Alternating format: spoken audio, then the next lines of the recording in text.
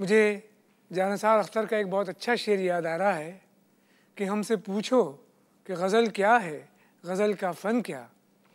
हमसे पूछो कि गज़ल क्या है, गज़ल का फ़न क्या। चंद लफ्ज़ों में कोई आग छुपा दी जाए।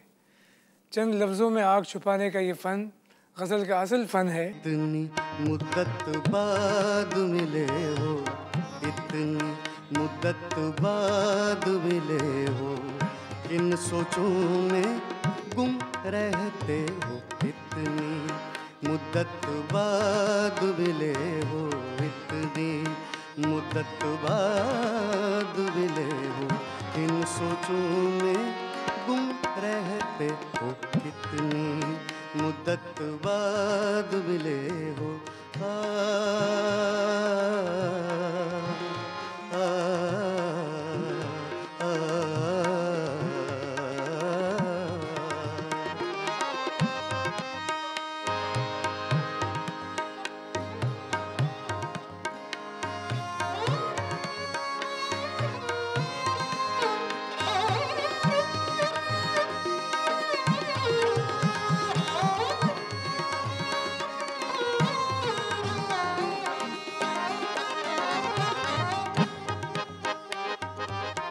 तेज हवा ने मुझसे पूछा,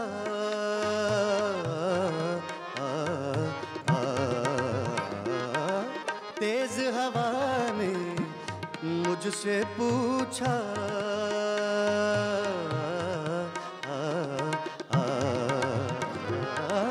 तेज हवा ने मुझसे पूछा, तेज हवा ने मुझसे पूछा, रेत पे क्या लिखते रहते हो, रेत पे क्या लिखते रहते हो, किन सोचों में गुम रहते हो।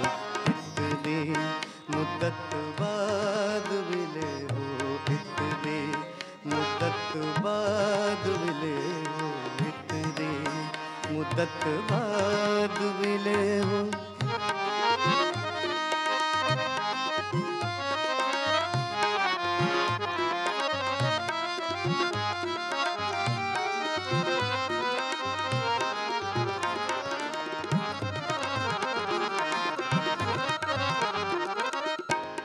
कौन सी बात है तुम में ऐसी,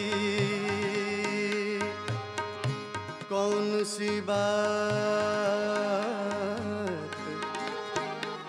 कौन सी बात, कौन सी बात, कौन सी